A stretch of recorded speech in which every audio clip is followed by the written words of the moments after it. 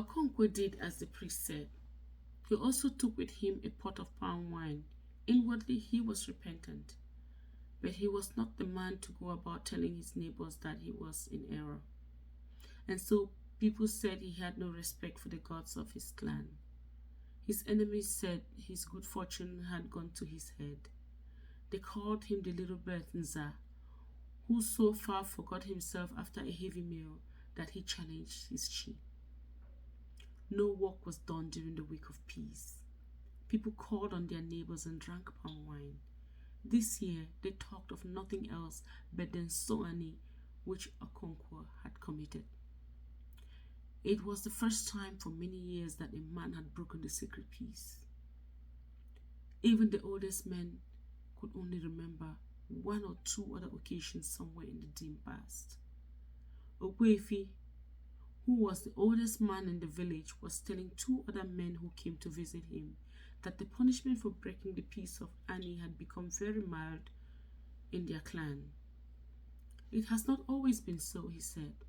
My father told me that he had been told that in the past a man who broke the peace was dragged on the ground through the village until he died. But after a while this custom was stopped because it spoiled the peace which it was meant to preserve. Somebody told me yesterday, said one of the younger men, that in some clans it is an abomination for a man to die during the week of peace. It is indeed true, said Ogwefi. They have that custom in Obodani. If a man dies at this time, he is not buried, but cast into the evil forest.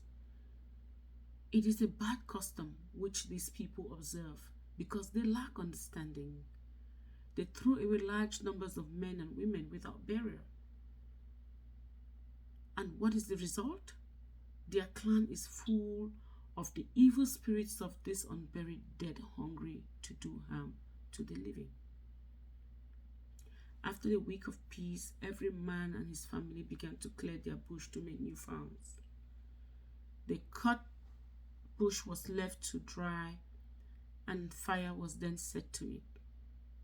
As the smoke rose into the sky, kites appeared from different directions and hovered over the burning field in silent valediction. The rainy season was approaching when they would go away until the dry season returned. Okonkwo spent the next few days preparing his yam seeds. He looked at each yam seed carefully to see whether it was good for sowing. Sometimes he decided that a yam was too big to be sown as one seed, and he split it deftly along its length with his sharp knife. His elder son Moye and Ikemefuna helped him by fetching the yams in long baskets from the barn and in counting the prepared seeds in groups of 400. Sometimes Okonkwo gave them a few yams each to prepare, but he always found fault with their effort, and he said so with much threatening. Do you think you are cutting up yams for cooking? He asked Moye. If you split another yam of this size, I shall break your jaw. You think you are still a child?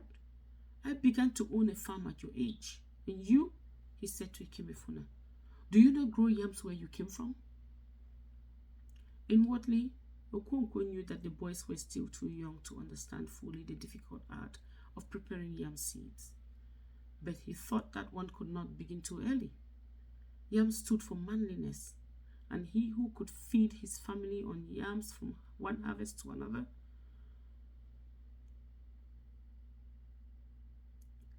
was a very great man indeed.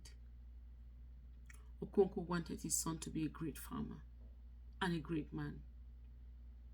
He would stamp out the disquieting signs of laziness which he thought he already saw in him. I will not have a son who cannot hold up his head in the gathering of the clan. I would sooner strangle him with my own hands. And if you stand staring at me like that, he swore, Amadiora will break your head for you.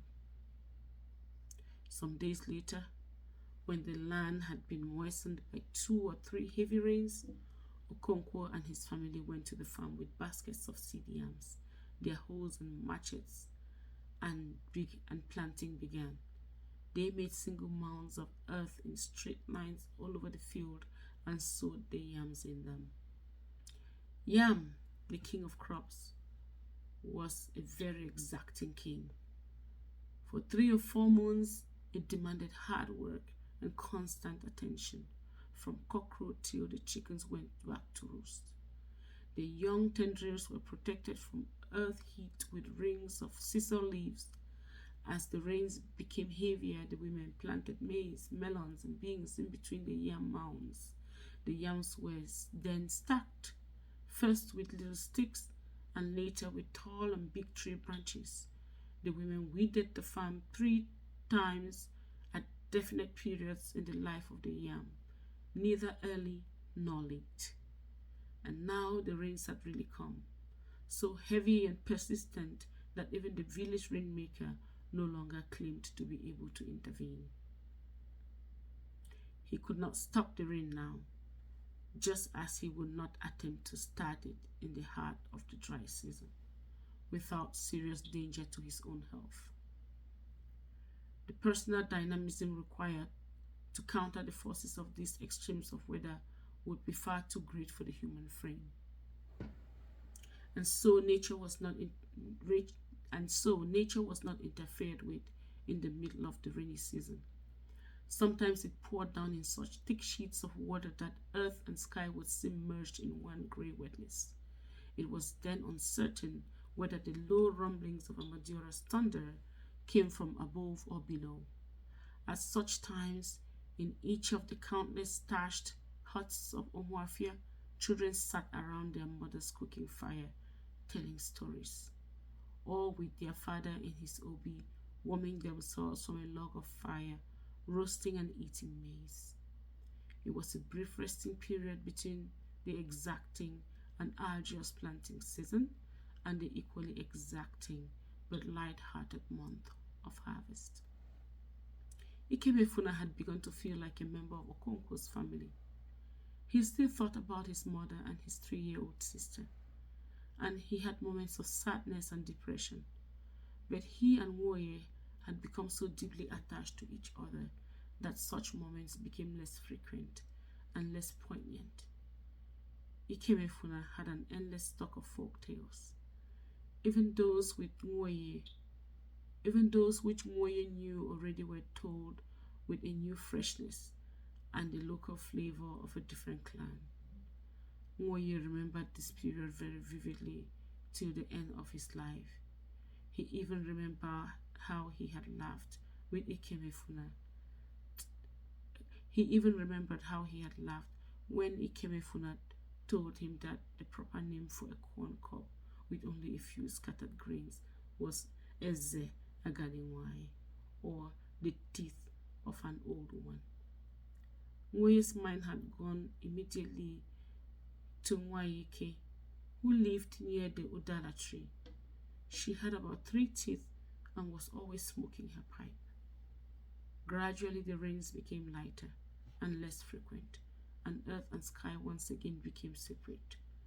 The rain fell in thin, slanting showers through sunshine and quiet breeze. Children no longer stayed indoors, but ran about singing. The rain is falling, the sun is shining. Alone, Nandi is cooking and eating.